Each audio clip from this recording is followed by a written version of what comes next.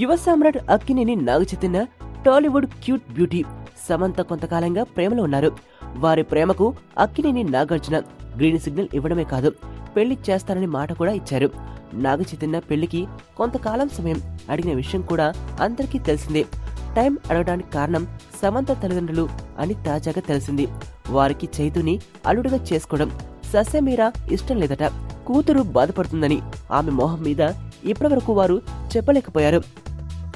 పెళ్లి అనే మాట వచ్చినప్పుడల్లా ఏదో వంక చెబుతూ పోస్ట్ పోన్ చేస్తూ వచ్చారు. 6 నెలలుగా ఇలాగే ఇబ్బంది పెడుతుండటంతో సమంత ఇంట్లో నుంచి బయటకు వచ్చి నాగచైతన్య ఇంటికి చేరుకుంది.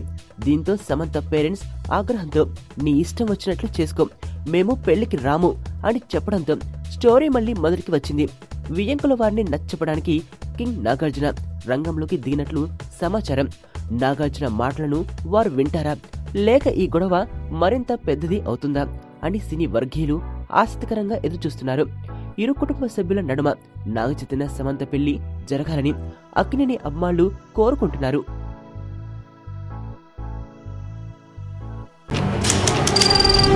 నీ స్నేహితుడు ఎవరో తెలిస్తే నీ క్యారెక్టర్ తెలుస్తుంది. నీ శత్రువు ఎవరో తెలిస్తే నీ కెపాసిటీ తెలుస్తుంది.